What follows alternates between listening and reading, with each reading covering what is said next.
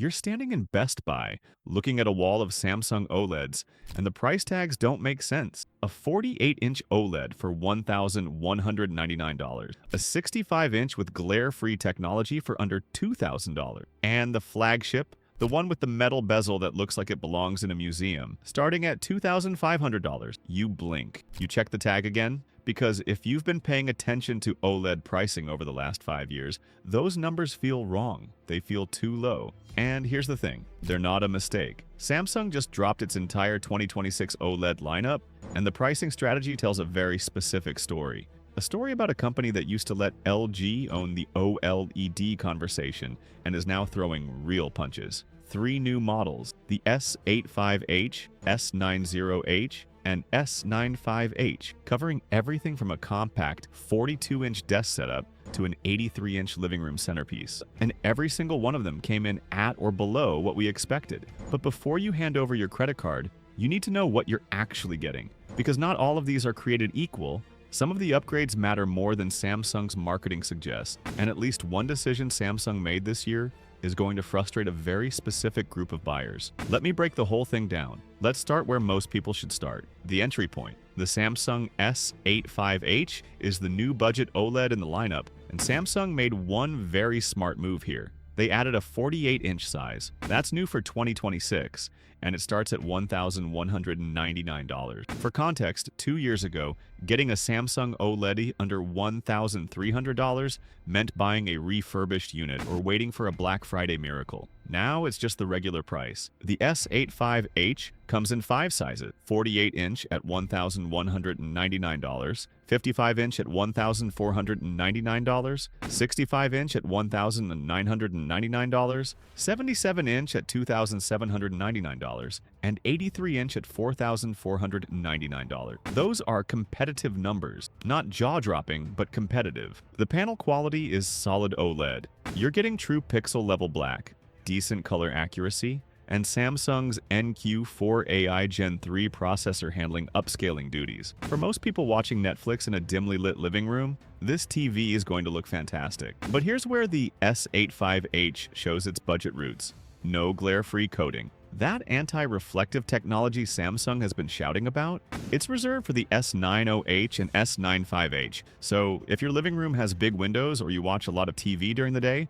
the S85H is going to pick up reflections the same way last year's models did. One early buyer on a Samsung forum put it bluntly, "Love the picture at night. During the day with the blinds open, I can see my own face more than the TV." That's the trade-off at this price. The gaming specs also take a step back. The S85H tops out at 120 Hz. Depending on size, while the 2 higher models push 165 Hz with G-Sync and FreeSync Premium Pro. For console gamers on a PS5 or Xbox, 120 Hz is more than enough. But if you're a PC gamer who specifically wants that higher refresh rate, the S85H isn't going to cut it. Bottom line on the S85H, it's a genuinely good OLED television at a price that would have been unthinkable 3 years ago. If you watch mostly in a controlled lighting environment, and you're not chasing bleeding-edge gaming specs, this is where the value is.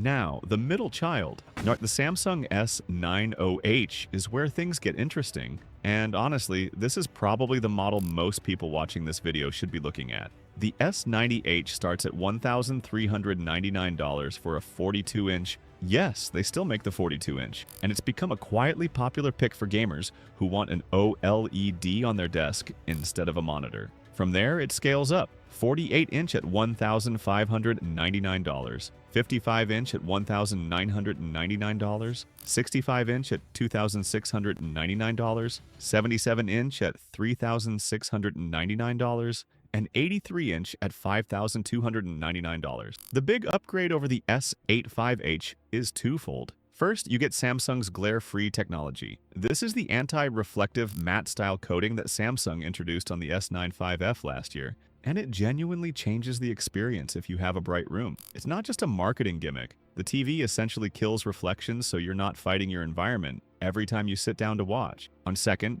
you get the brighter OLED HDR Plus panel and the full gaming package. 165 Hz refresh rate, NVIDIA G-Sync compatibility, and AMD FreeSync Premium Pro.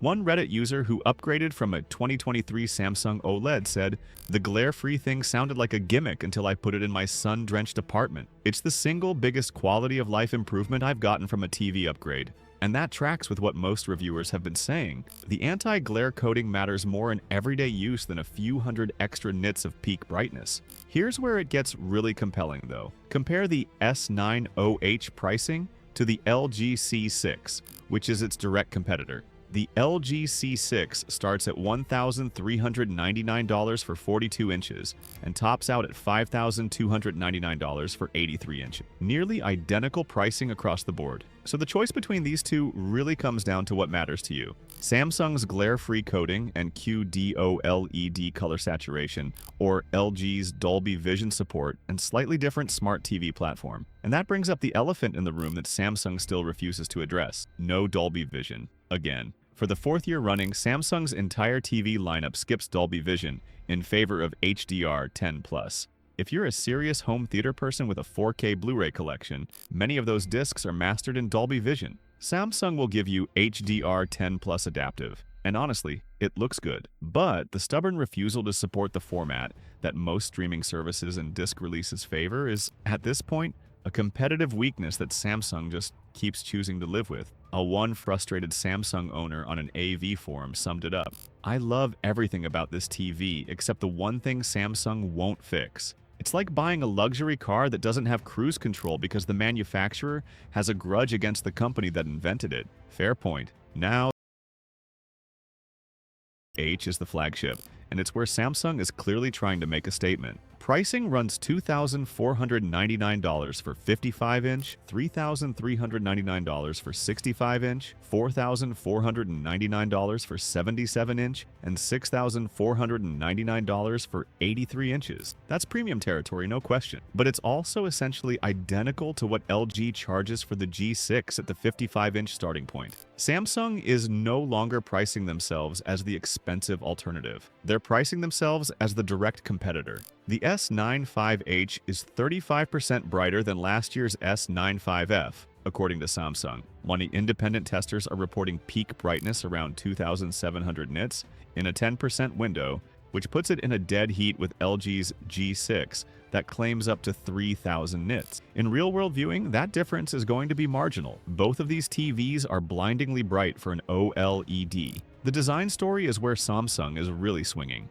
The new float layer design gives the S95H a sleek metal bezel that lets the TV mount completely flush against a wall. Picture frame style. And for the first time on a Samsung OLED, the S95H connects to the Samsung Art Store, giving you access to over 5,000 works from more than 800 artists, including collections from MoMA and the Art Institute of Chicago. It's essentially Samsung merging the frame concept with their flagship OLED. When you're not watching TV, it displays art. When you are watching TV, it's one of the best panels money can buy. The S95H also supports the optional wireless One Connect box, which lets you run all your HDMI cables and source devices from a box up to 30 feet away from the TV. Only a single cable, or no cable at all with the wireless option, runs to the TV itself. If you've ever mounted a TV on a wall and then stared at the ugly bundle of cables trailing down to your media console, this solves that problem entirely. For the sizes that use Samsung Display's QD-OLED panels, the 55-inch, 65-inch, and 77-inch, you're getting that signature Samsung color saturation. Quantum dots produce wider color volume than traditional WOLED, and it's visible in reds and greens especially. The 48-inch and 83-inch models use LG Display's tandem OLED panels instead, which is an interesting wrinkle. Yeah, they'll still look excellent, but the color profile will be slightly different from their QD-OLED siblings. Samsung hasn't been super transparent about this, and it's worth knowing before you buy. Now here's the part nobody else is talking about. Samsung's 2026 lineup just created one of the best buying opportunities for last year's models. The 2025 S90F, which launched at $1,399 for 65 inches, has been spotted at clearance pricing around $899 to $1,000 at various retailers. The S95F, which launched at $3,299 for 65 inches, was recently listed at $2,198 during Amazon's spring sale. These are massive price drops. We're talking 30% to 40% off on TVs that were already considered excellent just months ago. And let me be clear, the 2025 S90F and S95F are not suddenly bad televisions because the 2026 models exist. Now, the S90F still has a QDO LED panel, deep blacks, 144Hz gaming support, and looks phenomenal. If you can find a 65-inch S90F for under $900, that might genuinely be the best TV deal available right now. One deal hunting shopper shared. Grab the 65-inch S90F for $897 at Best Buy. My buddy paid $1,400 for the same TV last summer. I'll survive without glare-free coating for that kind of savings. The practical advice here is simple. If you want the latest anti-glare technology, the brighter panels, and the 165Hz gaming package, the 2026 S90H and S95H are the play. If you're more concerned about getting the most TV for the least money, hunt for 2025 clearance models right now. This window won't last long. Once retailer stock runs out, it's gone. Let's talk about who should actually buy what. If your budget is under $1,500 and you want a Samsung OLED, the S85H at 55 inches for $1,499 is a solid choice for darkroom viewing. But at that price, seriously consider whether a clearance 65-inch S90F from last year might be a smarter spend. You'd get a bigger screen, QDO LED color, and proven performance. If you're spending $2,000 to $3,000, the 65-inch S90H at $2,699 is the sweet spot of the new lineup. Glare-free coating, 165Hz gaming, bright HDR, it does everything well. The only real competitor here is the LG C6 at the same size, and the choice comes down to Dolby Vision versus glare-free technology. If you're going all in above $3,000, the S95H delivers the full premium package. The float layer design is gorgeous, the wireless One Connect box is a genuine practical advantage, and the picture quality competes with anything on the market. Just know that the LG G6 matches it on brightness and adds Dolby Vision support, so test both if you can. And a note on Samsung's 7-year OS update promise. Samsung says these TVs will receive software updates for 7 years. LG promises 5. In a world where TV software determines which streaming apps you can run and how well they perform, 2 extra years of support is a meaningful advantage. Whether Samsung actually delivers on that promise 7 years from now is another question entirely, but on paper, it's a differentiator. So here's the takeaway. Samsung's 2026 OLEDs aren't revolutionary, they're evolutionary. Brighter panels, expanded glare-free technology, a new design language on the flagship, and pricing that matches LG dollar for dollar.